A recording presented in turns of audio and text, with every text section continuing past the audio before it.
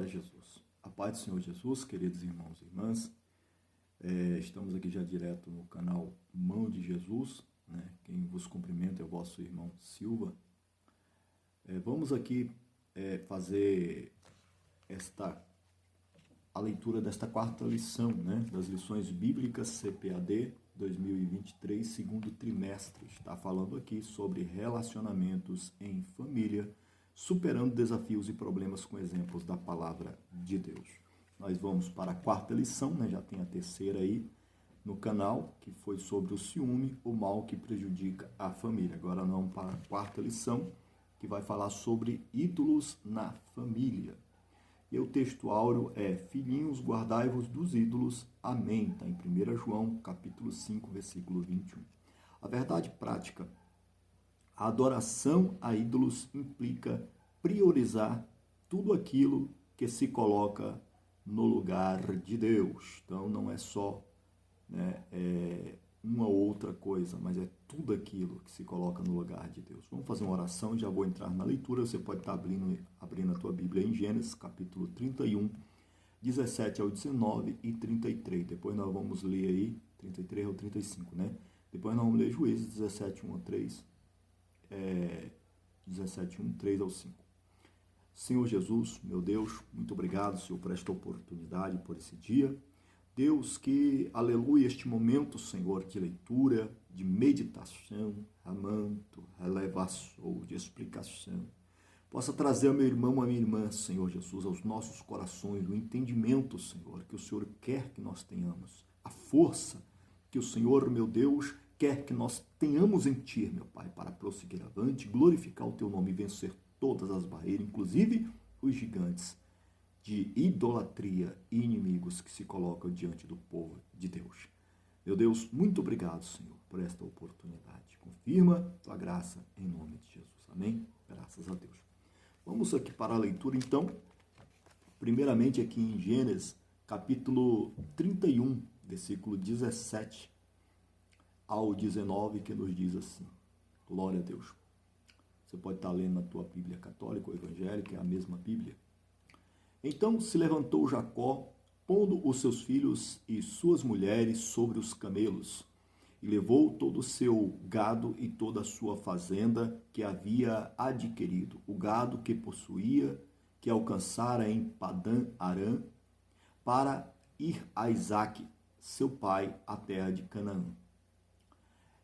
E havendo Labão ido a tosquear as suas ovelhas, furtou Raquel os ídolos que seu pai tinha. Então entrou Labão na tenda de Jacó e na tenda de Leia e na tenda de ambas as servas e não achou.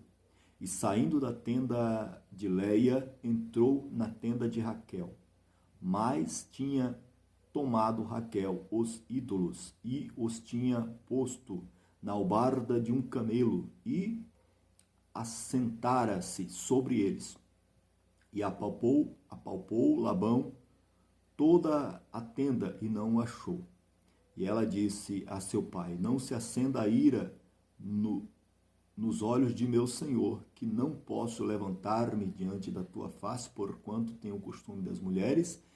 E ele procurou, mas não achou os ídolos. Agora nós vamos ler aqui Juízes, capítulo 17, o versículo 1, que nos diz assim: e havia um homem da montanha de Efraim, cujo nome era Mica. Agora não, para o versículo 3 ao 5, que nos diz assim: assim restituiu as 1.100 moedas de prata à sua mãe, porém sua mãe disse: inteiramente tenho dedicado este dinheiro da minha mão ao Senhor para meu filho, para fazer uma imagem de escultura e de fundição, de sorte que agora tu tornarei a dar. Versículo 4. Porém, ele restituiu aquele dinheiro à sua mãe, e a sua mãe tomou 200 moedas de prata e as deu aos ourives, o qual fez delas uma imagem de escultura e de fundição, e esteve na casa de Mica. E tinha este homem, Mica, uma casa de deuses, e fez um éfode e terafins, e consagrou a um de seus filhos para que lhe fosse por sacerdote. Glória a Deus. Então tá aí essa leitura aqui, falando sobre idolatria na família, né? Vamos ler aqui a introdução que nos diz assim: a fim de nos aprofundarmos do tema desta lição, analisaremos duas passagens bíblicas nas quais os ídolos estavam presentes e até mesmo se tornaram naturais no seio da família do povo de Deus. O primeiro caso se dá envolvendo o sogro e a esposa do patriarca Jacó. Na ocasião, Raquel furtou alguns ídolos de seu pai Labão, sentindo-se injustiçada e preocupada por não receber dele herança. Já o segundo exemplo se passa no tempo de Juízes de Israel, quando o eframita Mica fabricou ídolos e construiu para eles um santuário em sua própria casa. Por meio desta lição, refletiremos sobre as formas sutis como a idolatria pode se instalar nos lares, abrindo espaço para outros pecados, causando grandes prejuízos às famílias. Então tá aí essa explicação, essa introdução, e agora nós vamos ler aqui a apresentação da lição. Eu vou correr um pouquinho mais para frente aqui e vou direto aqui para os ídolos, né? Vou falar aqui sobre os ídolos encontrados na tenda de Raquel. E aí o parágrafo primeiro, nós vamos ler o parágrafo 1, 2 e 3, ele vai falar sobre a fuga de Jacó e sua família para a terra prometida. Depois de muitos anos de trabalho para o seu sogro Labão, tendo prosperado muito, Jacó resolveu voltar à terra de seus pais. Está em Gênesis 31, né? Em função dos ressentimentos que existiam entre ele e seu sogro, e não vendo possibilidade de libertação para viver na sua própria vida, Jacó resolveu fugir das terras de Labão sem falar nada a ninguém. Quando foi descoberta a sua fuga, Labão e seus filhos resolveram ir atrás dele para fazê-lo voltar. Entendamos que nesse ponto aqui, nesse momento aqui, Jacó tinha fugido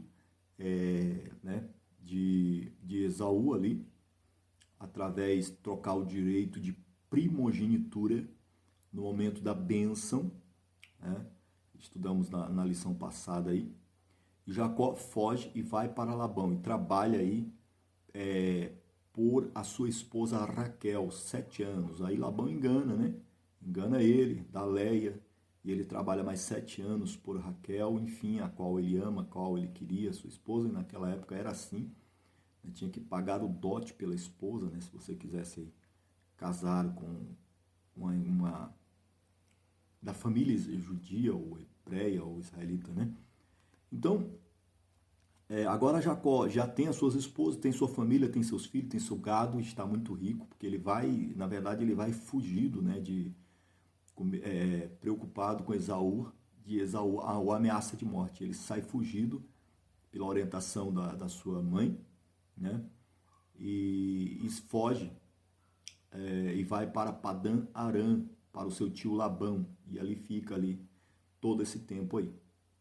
E depois ele volta, né? Ele volta já rico, próspero, para a sua terra novamente. É isso que o texto aqui, o parágrafo 1 está falando. Vamos ler aqui o parágrafo 2, a gente vai entendendo aí aos poucos. Labão descobre o futuro de seus ídolos domésticos.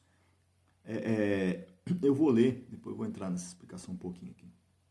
Labão era homem idólatra e possuía pequenos deuses no interior de sua casa, para os quais ele orava e pelos quais acreditava ser ajudado. Eram, na verdade, terafins fabricados de madeira, pedra, barro, cujas imagens eram veneradas e adoradas como amuletos para proteção familiar e pessoal.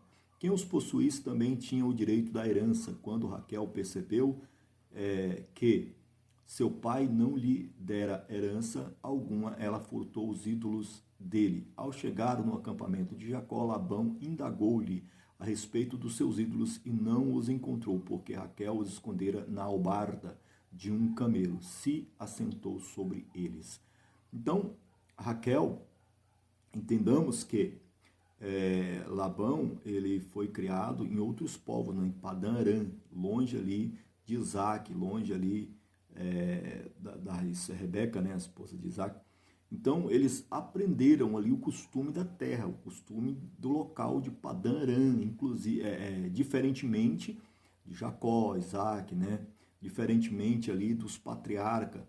É a família, vamos dizer assim, espalhada na terra, né? Como promessa do Senhor. E Raquel cresce com Labão, seu pai, e aprende também o que o seu pai ensinou para ela, a idolatria dos ídolos, que são os terafins, né? Não é serafins, é terafins, que são ídolos, imagem de escultura. E aí nós estamos estudando aqui sobre tudo aquilo, né? Sobre idolatria. Idolatria, o que é idolatria? Né? É tudo aquilo que toma o lugar de Deus, né? Não é só, aqui no caso aqui era imagens, né? Terafins, mas não é só imagem não.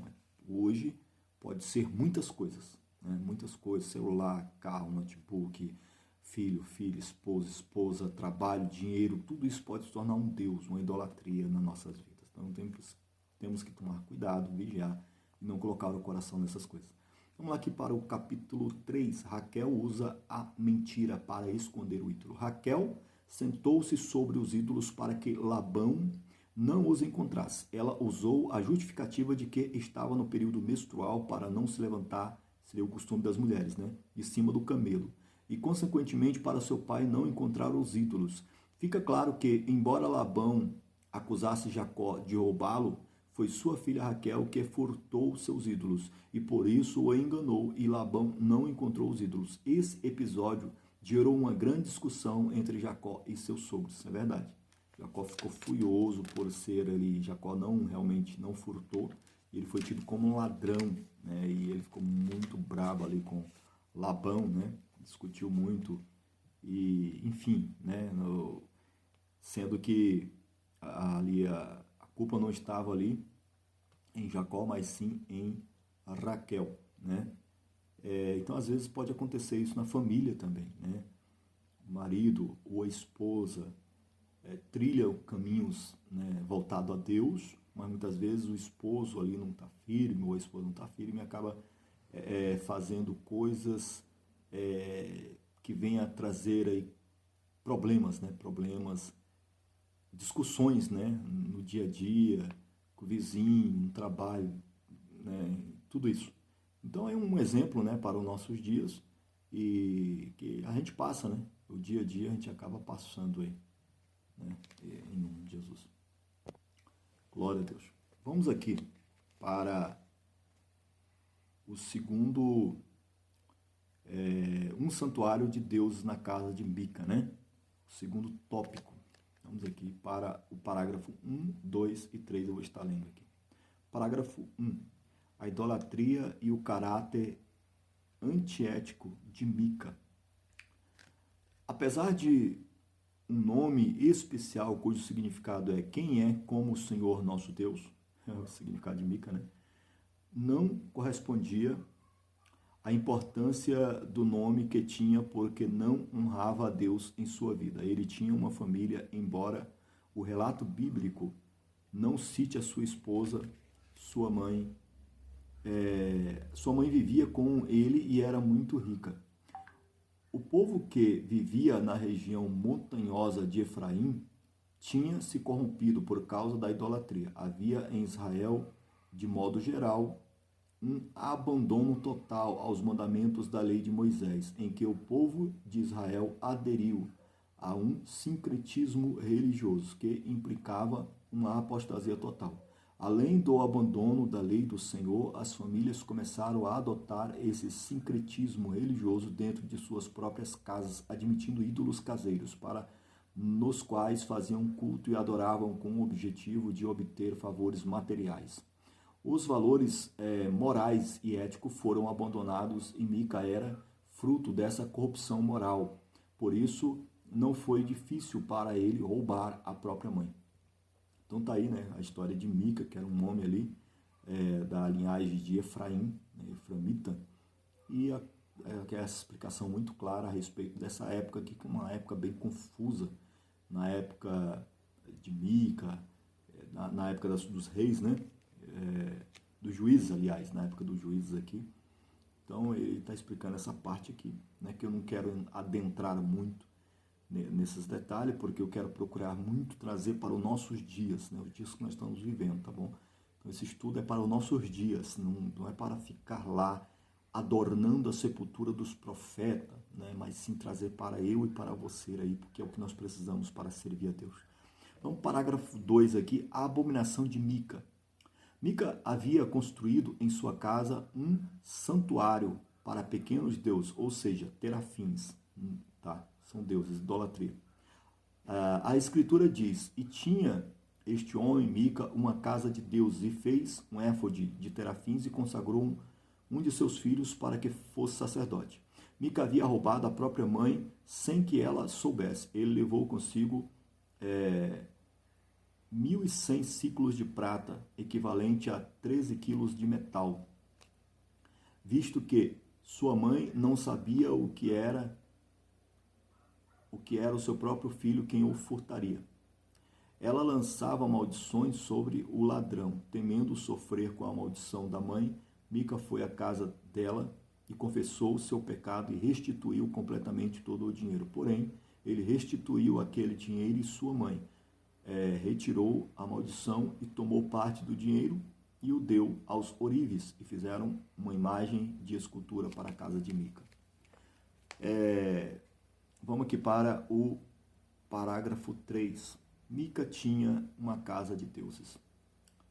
Pelo contexto bíblico, a família de Mica era de judeus, mais desviada da fidelidade de Deus, servia aos falsos deuses representados por pequenos ídolos chamados terafins. Mica e seus familiares afirmavam estar servindo também a Deus de Israel. Entretanto, naquele período histórico do tempo de Juízes, cada um fazia o que lhe parecia certo, por conta própria. E depois de ter seus terafins em casa, Mica resolveu também mandar fazer um éfode, que era utilizado somente pelo sumo sacerdote israelita, e o entrega a seu filho, separando-o para ser sacerdote na casa. Depois aparece um levita que não tinha onde morar, e Mica o convida a viver em sua casa e tornar-se um sacerdote da família, pelo Deus de Israel. Essa mistura de divindade falsas estava presente na casa de Mica. Todos quantos chegassem à sua casa encontravam o Deus que desejassem invocar. Infelizmente, um homem da tribo de Efraim, que deveria honrar a Deus de seu povo, que o libertou do Egito, agora encontra comprometido com ídolos de uma religião pagã. E isso acontece muito nos nossos dias, né? O que está acontecendo hoje, você pegar o evangelho que é um evangelho verdadeiro, né? Custou o sangue dos apóstolos, custou o sangue de Jesus para escrever, nos deixar as escrituras, o ensinamento, né? E pegar e trocar por danças, trocar por jograis, trocar por teatro, trocar por tantos escândalos que nós temos visto dentro da igreja. O evangelho, ele não é isso. O evangelho, Jesus ensinou nos livros universais, nas cartas universais e nas cartas do apóstolo Paulo, nas cartas paulinhas, né? Então, nós temos na Bíblia aí documentos e referências e ensinamentos que nós não devemos obedecer a homens, obedecer muitas vezes ao que nós estamos vivendo hoje, um evangelho falso, anátema, mentiroso. Nós temos que obedecer o evangelho verdadeiro. Então, é como que se pegasse Mica, é como que se pegasse todo o conteúdo de Moisés no Egito, Deus falando com ele, né, todo Jacó, enfim, todo o evangelho aqui, e reduzisse vamos dizer uma palavra clara aqui, a novelas, né? Vamos dizer para o dia de hoje.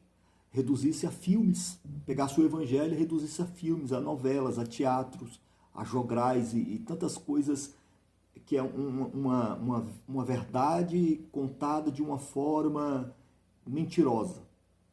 Uma verdade contada de uma forma mentirosa, meu Deus. Enfim, né? Eu creio que deu para os irmãos entenderem o que Mica estava fazendo, tá?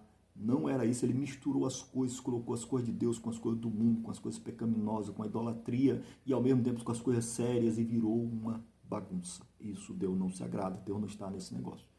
Ou nós servimos a Deus conforme a Bíblia, conforme as Escrituras, ou então Deus não está no negócio conforme o mundo pecaminoso da nossa mente, dos nossos olhos, da nossa cultura. Nós temos que trazer o que Jesus nos ensinou e procurar viver aquilo que está escrito na Bíblia. Simples assim, né?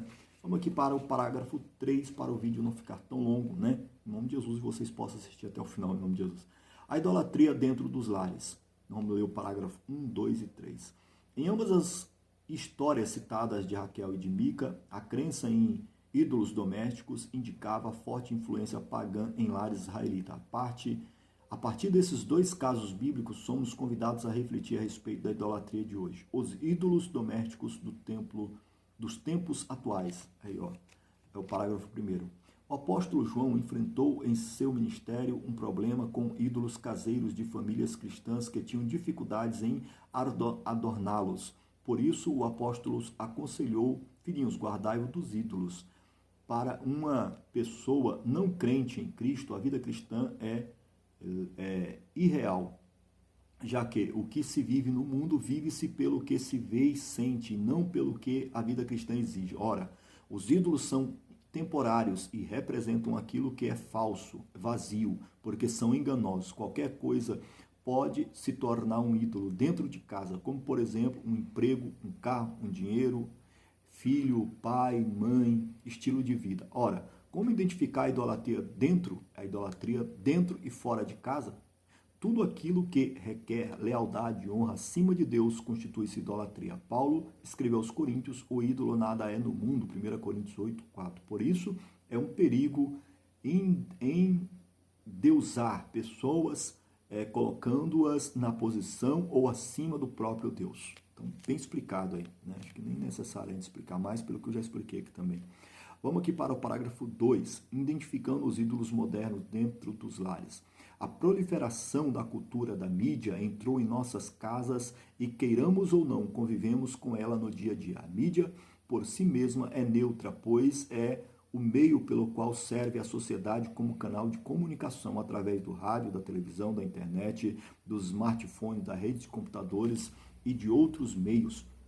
Ela é um modo de comunicação que deve ser usado com sabedoria. Entretanto, não podemos ser manipulado por ela, que faz parte de um mundo tecnológico e intelectual no qual todos vivemos. O que não podemos é fazer o uso acrítico desses instrumentos. Precisamos levar em conta o cuidado quanto ao perigo da concupiscência da carne, dos olhos, da soberba e da vida. Em 1 João 2, 16, 17. Parágrafo 3. Precisamos reagir contra os inimigos da família. Jesus disse em seu sermão da montanha: vós sois o sal da terra, e se o sal for insípido, com que há de salgar? Mateus 5,13. A igreja é o sal da terra e, por isso, é a única instituição da sociedade capaz de evitar a corrupção dos nossos valores morais e espirituais, para preservar a família atacada pelo vírus infeccioso do sistema mundano. É preciso quebrar os ídolos domésticos que roubam o lugar de Deus na vida familiar. Então está aí, concluindo e encerrando aqui.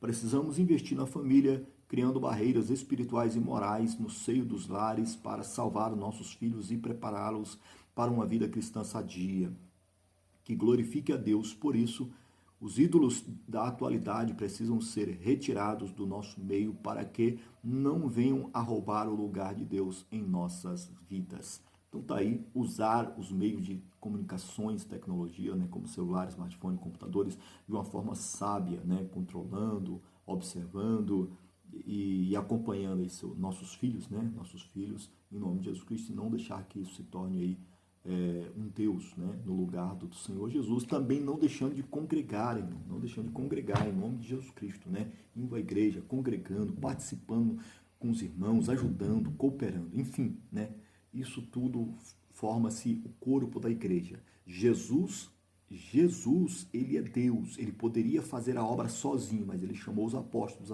chamou outros servos e servas de Deus e constituiu-se a igreja sobre a terra. Então a igreja não é eu sozinho, eu sou apenas um membro da igreja. Nós precisamos estar ligados no corpo que a cabeça é Cristo, a mente, né? É a Bíblia Sagrada, é a palavra de Deus que rege todo o restante, tá bom? Então Deus abençoe, né? Vou encerrar por aqui, por o vídeo não ficar tão longo, em nome de Jesus Cristo, que você venha aí se inscrever no canal, dar seu like, seu comentário, compartilhar e estar conosco em nome de Jesus, né? Estamos lendo aí a Lições Bíblicas CPAD 2023, segundo trimestre, e a próxima lição, que vai ser a quinta lição, nós vamos estar lendo sobre o motim em família, tá bom? Vai ser a quinta lição, então fique aí já aguardando aí após você assistir esse vídeo, amém? Oração final, oração da fé, que Deus abençoe. Senhor Jesus, meu Deus, muito obrigado, Senhor, por essa leitura, por esse estudo, meu Deus, por esse trabalho, Senhor Jesus, da CPAD, Senhor, Lições Bíblicas 2023, segundo trimestre, meu Pai. Abençoe esta irmã, meu Deus, que é inscrito no canal, vai se inscrever. Aquele, meu Deus, que muitas vezes tem dúvida, não entende, que o Senhor possa abrir o seu entendimento, o seu coração, para que nós venhamos servir a Deus em espírito e em verdade todos os dias, meu Pai, buscando a Tua face, ganhando almas, que quem ganha alma sábio é, meu Pai. Que esse vídeo, esse conteúdo chegue em mais e mais vidas e pessoas, sejam impactadas, convertidas, transformadas e venham Te servir, seguir e servir, obedecer a Tua palavra em nome de Jesus. Amém? E amém, Senhor Jesus. Amém? Que Deus abençoe, com o amor de Deus, a comunhão do Espírito Santo e a paz do nosso Senhor Jesus esteja com todos vós para todos sempre. Amém e amém, Senhor Jesus. Graças a Deus. Te aguardo aí na próxima leitura bíblica. Fique todos na paz do Senhor Jesus. Graças a Deus.